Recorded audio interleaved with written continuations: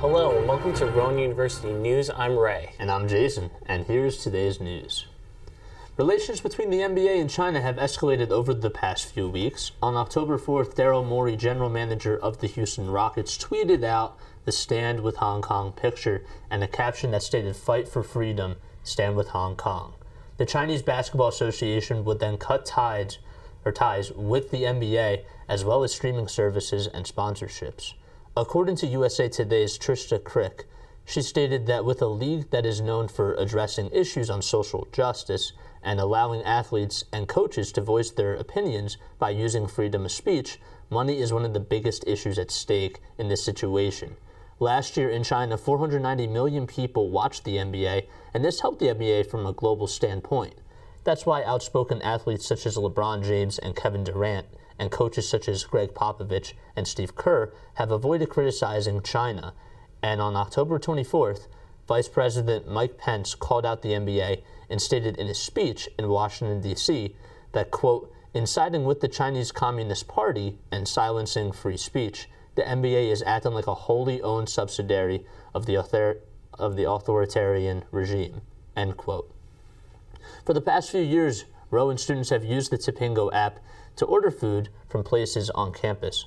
Last year, however, Grubhub announced that they made a deal to buy Tipingo because they wanted to expand their market and target college students. Tipingo had affiliations with over 150 college campuses, so Grubhub thought that this new partnership would make mobile food ordering for pickup and delivery at all campuses faster and more efficient. Rowan students now have to use the Grubhub app and are able to log in with their Rowan ID to get their Tipingo information. Most students use this app to order food from the Student Center and other Rowan-affiliated markets. The switch to Grubhub has changed much from the Tipingo app, and students continue to get their food as fast as possible with the help of the app. Troubling times at the University of North Carolina at Chapel Hill, as students have expressed a lack of safety on campus after a report revealing that 1 in 3 undergrad women are said to have been sexually assaulted. Students have not hesitated to express some concerns. Adrian Allison, UNC's Director of Title IX Compliance and Overseer of how the university responds to reports of sexual violence, says, quote, "Those are disturbing numbers from where I sit. Those aren't necessarily surprising numbers, unfortunately," end quote. Reports showed that as last week UNC released results of campus survey that found more than 35% of undergrad females reporting experiencing unwanted sexual touching or penetration. Students have asked for greater prevention efforts on the campus, specifically a more comprehensive program during orientation, since many have said modules students complete at the beginning of the semester aren't taken seriously or do enough to educate students.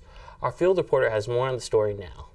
Many students are very concerned for their safety while on campus. Public safety is doing the best that they can to allow students to voice their concerns and help find a solution for this issue. Here's Colleen Quigley with more on the story.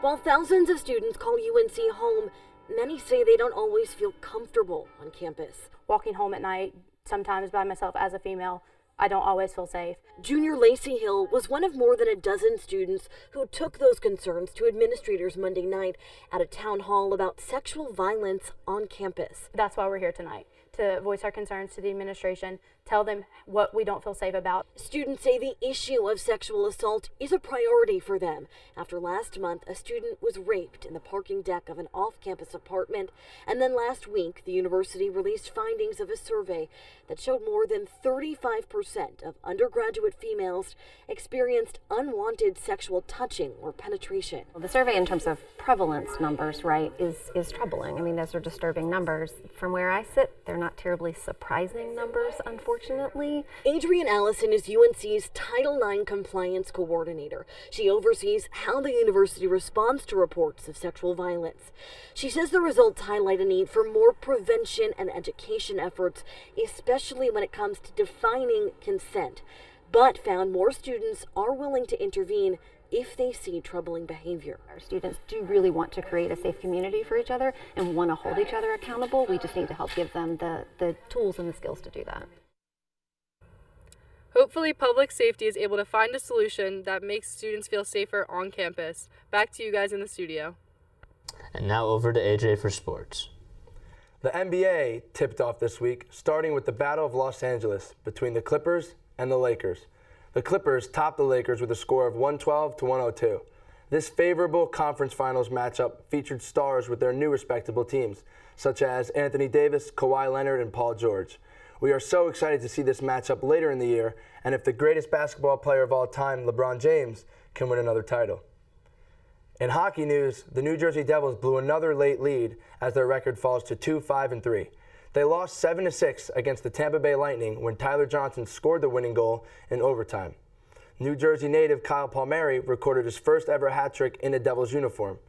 The Philadelphia Flyers face off against the Devils tomorrow, and former Flyer Wayne Simmons and hope to come out on top and improve their 4-5-1 record. The Washington Nationals won the franchise's first World Series against the Houston Astros last night. The Nationals made a huge comeback from their 19-31 record in late May and fought hard to become champions. Astros pitcher Zach Greinke had a one-hitter going into the 7th inning that ended with Anthony Rendon's solo home run, followed by Howie Kendrick with a 2-run homer, Juan Soto's RBI single, and Adam Eaton's 2-run single. The Nationals look to celebrate their 6-2 victory on Saturday, November 2nd, in Washington, D.C. That's all for now. Here's Branimir with the weather. Hello, I'm Branimir here with your weather forecast for the following 6 days. Starting off today, it's a cool 66 degrees with low winds and expected to drop to a chilling 43 degrees. Make sure to dress warm. On Friday, the day starts off partially cloudy at 66 degrees, dropping all the way down to 49 degrees in the late afternoon. After that, Saturday starts off with a cool 61 degrees, dropping down to 54. Also on Saturday, there's a 50% chance of rain, so make sure to pack an umbrella if you're going to be out late. On Sunday, you're expected to have a 67 with rain, so expect to have an umbrella, and dropping down to 54 degrees. Starting off the week on Monday, it's going to be 66 degrees, going all the way down to 53 degrees.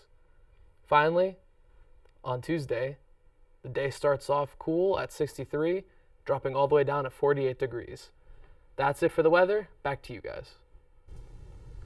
Thanks, Branimir, for the weather report. For Rowan University News, I'm Ray. And I'm Jason Joseph. Thank you for tuning in to tonight's broadcast, and have a great night.